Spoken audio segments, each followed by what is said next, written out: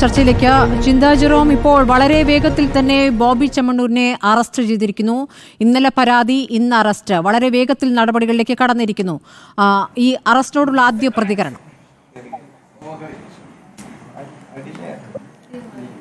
കേരളത്തിലെ ഗവൺമെന്റിന്റെ നിശ്ചയദാർഢ്യം തന്നെയാണ് ഇതിന്റെ ഭാഗമായി പുറത്തേക്ക് വരുന്നത്. ഇതൊരു സ്ത്രീപക്ഷ ഗവൺമെന്റാണ്. ഹണി റോസ് തന്നെ പറഞ്ഞു, അവർ മുഖ്യമന്ത്രിയോട് സംസാരിച്ചു, മുഖ്യമന്ത്രി അവർക്ക് ഉറപ്പ് നൽകി. അത് കഴിഞ്ഞ് ഏതാനും മണിക്കൂറുകൾക്കുള്ളിൽ ആരോപണ വിധേയനായ ആളെ അറസ്റ്റ് ചെയ്യാനും മറ്റ് അധികം വലിച്ചു നീട്ടലുകളില്ലാതെ നിയമം കൃത്യമായി നടപ്പിലാക്കാനുള്ളൊരു പരിശ്രമം സർക്കാരിൻ്റെ ഭാഗത്തു നിന്നുണ്ടായി. ആ അഭിനേത്രിക്കൊപ്പമാണ് യഥാർത്ഥത്തിൽ കേരളം നിൽക്കുന്നത്. ഇവിടെ സൂചിപ്പിക്കപ്പെട്ട മറ്റൊരു കാര്യം, ഇപ്പോഴും ഇതിനകത്ത് ആ പെൺകുട്ടിക്ക് നേരെ ഒളിയമ്പുകൾ എറിയാനുള്ളൊരു ശ്രമം ചെറുതെങ്കിലും ഒരു വിഭാഗത്തിൻ്റെ ഭാഗത്തു നിന്നുണ്ട് എന്നത് നിർഭാഗ്യകരമാണ്.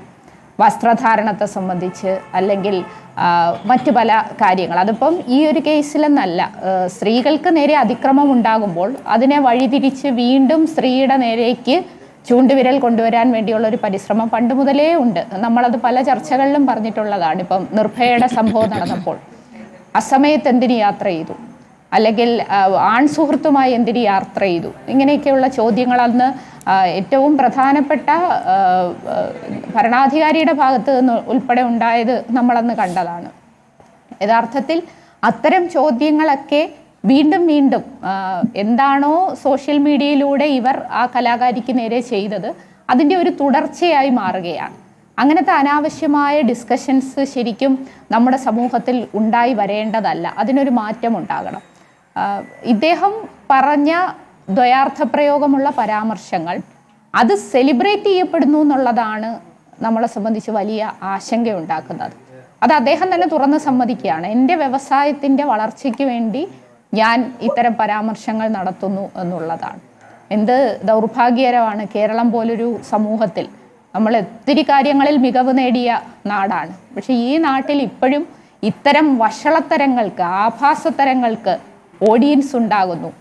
അത് പറയാനുള്ളൊരു ധൈര്യവും ഉളുപ്പില്ലാത്തത് പറയാനുള്ളൊരു ഇടവുമായി സൈബർ ഹൈവേകൾ മാറുന്നു എന്നുള്ളത് അങ്ങേയറ്റം നിർഭാഗ്യകരമാണ്, നിരാശാജനകമാണ്. ചിന്ത, ഇതിപ്പോൾ ഹണി റോസ് പരാതിപ്പെടുന്ന ഘട്ടത്തിലല്ല ഇയാൾ ഇങ്ങനെ ദ്വയാർത്ഥ പ്രയോഗങ്ങൾ നടത്തി തുടങ്ങിയത്. അതിന് വളരെ മുൻപ് തന്നെ പല അഭിമുഖങ്ങൾക്കായി ഇയാളെ അഭിമുഖം ചെയ്യാൻ പെൺകുട്ടികളെ തന്നെ വിടുന്നു. ആ പെൺകുട്ടികൾ ഇയാൾ എന്താണ് പറയുക എന്ന് പകച്ചു നിൽക്കുന്നു എന്ന കാഴ്ചയൊക്കെ നമ്മൾ പലപ്പോഴും കണ്ടിട്ടുള്ളതാണ്. പെൺകുട്ടികളോട് വളരെ മോശമായി തന്നെ പ്രതികരിച്ചിട്ടുള്ളത് നമ്മൾ കണ്ടിട്ടുള്ളതാണ്. ആ ഘട്ടത്തിലൊന്നും തന്നെ ഒരു നടപടികളിലേക്ക് കടന്നിരുന്നില്ല. ഇതിൽ സ്വമേധയാ കേസെടുക്കാവുന്ന കാര്യങ്ങളില്ലേ എന്നുള്ളതാണ് എൻ്റെ ചോദ്യം. ഇപ്പോൾ ഹണി റോസ് പരാതി നൽകിയ പ്രകാരം ജാമ്യം ലഭിക്കാത്ത രീതിയിലുള്ള വകുപ്പുകൾ ചുമത്തിയിരിക്കുന്നു, നല്ല കാര്യം. പക്ഷേ വളരെ മുൻപ് തന്നെ ഇതിന്മേലൊരു നടപടിയിലേക്ക് കടന്നിരുന്നെങ്കിൽ ഈ ഒരു പ്രവണത, ഈ പറയുന്ന ബോബി ചെമ്മണ്ണൂരിന് ലഭിച്ചിരിക്കുന്ന വലിയ സ്വീകാര്യത, ആരാധകരുടെ വലിയൊരു കൂട്ടം, സമാനമായി പ്രതികരണങ്ങളിലേക്ക് കടക്കുന്ന ഒരു വലിയ സംഘം, അതിനൊരു തടയിടാൻ സാധിക്കുമായിരുന്നില്ലേ?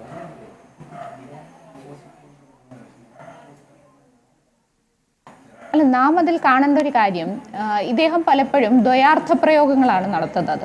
അത് പൊതുസമൂഹത്തിന് മുമ്പിലേക്ക് അദ്ദേഹം ഇത്തരം അശ്ലീല പരാമർശങ്ങൾ നടത്തുന്നു. അത് ഇങ്ങനെ സെലിബ്രേറ്റ് ചെയ്ത് താഴേക്ക് പോകുന്നു.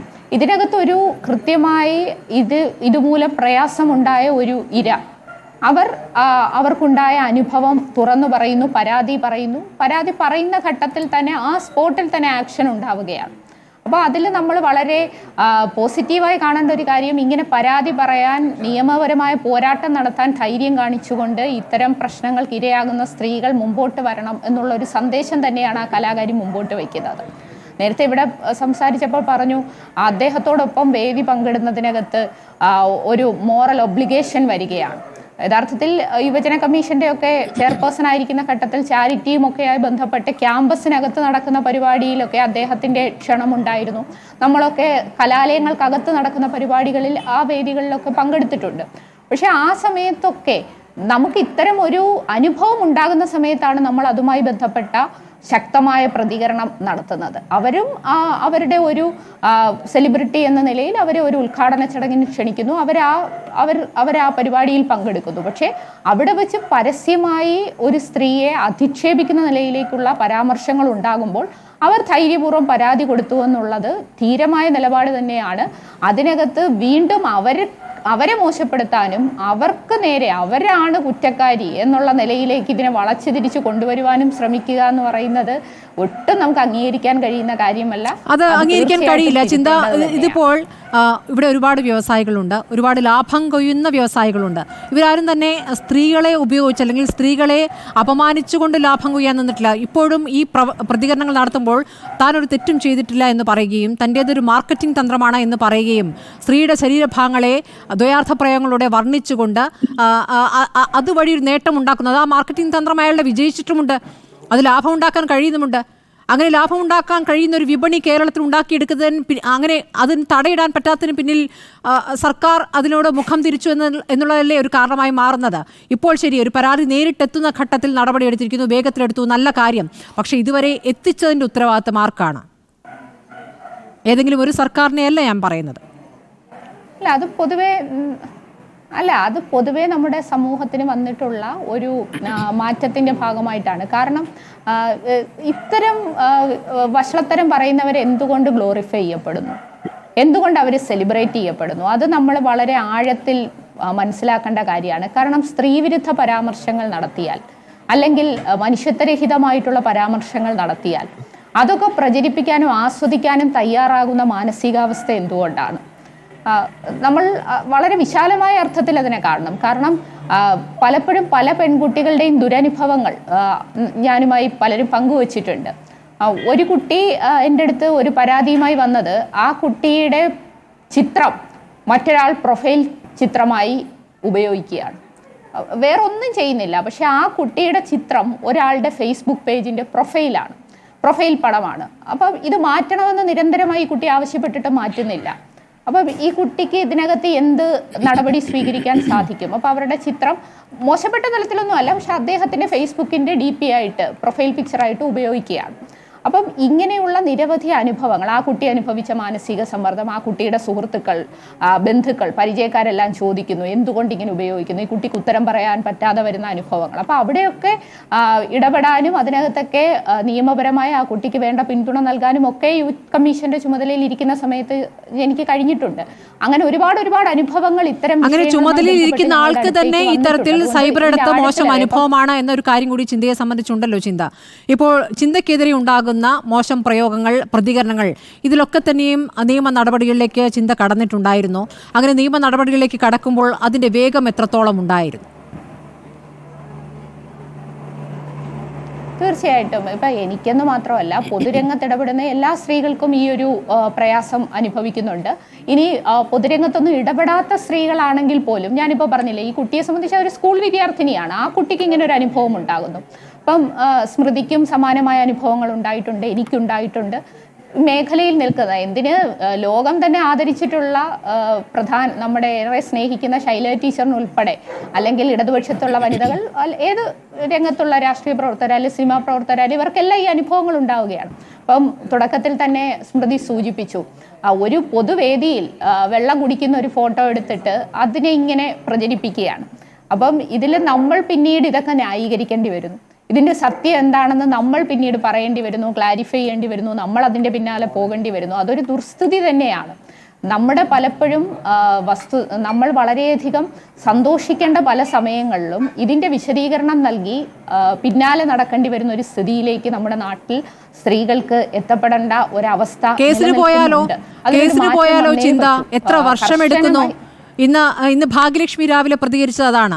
അവർക്കെതിരെ സ്ഥിരമായി മോശം പ്രതികരണങ്ങൾ, ഒരു യൂട്യൂബർ എന്ന് പറഞ്ഞ ഒരു മോശം ലോഡ്ജിൽ മുറിയെടുത്ത് അശ്ലീലം വിളമ്പിയിരുന്ന ഒരാളെ അയാൾക്കെതിരെ പരാതി കൊടുത്തിട്ട് ഒരു നടപടി ഉണ്ടായില്ല. ഒടുവിൽ സ്വയം കൈകാര്യം ചെയ്യാൻ തീരുമാനിക്കുന്നു.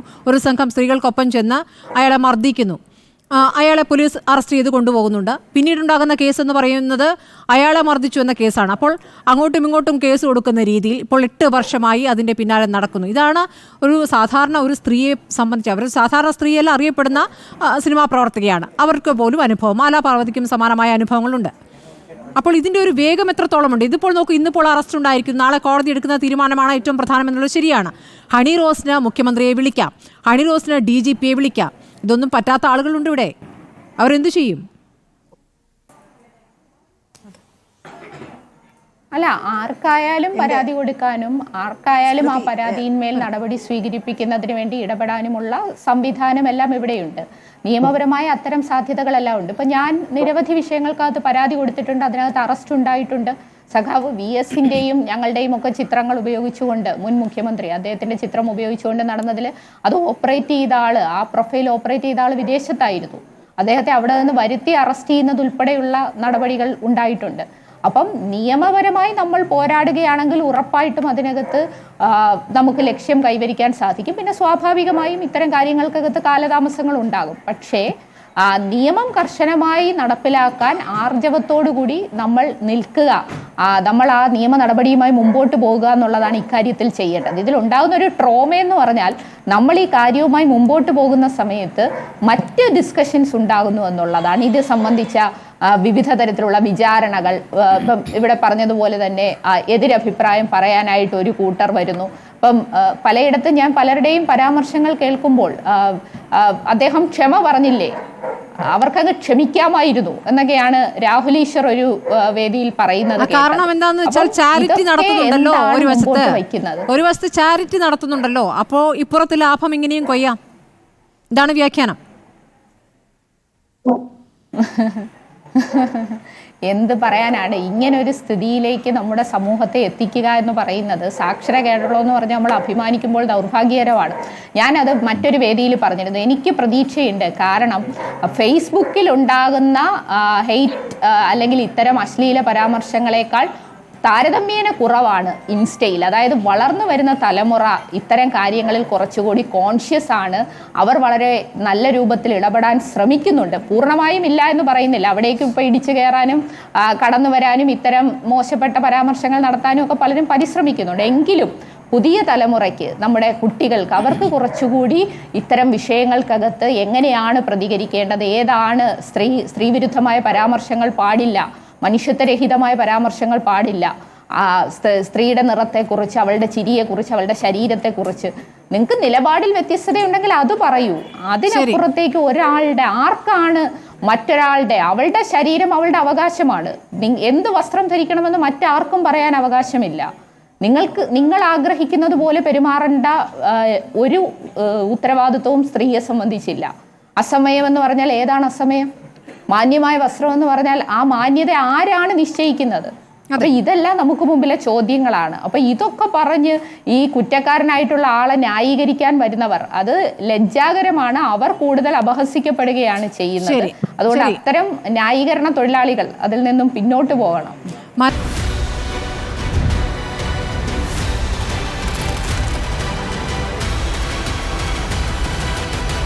ഡിബേറ്റ് വിത്ത് സ്മൃതി പരുത്തിക്കാട്.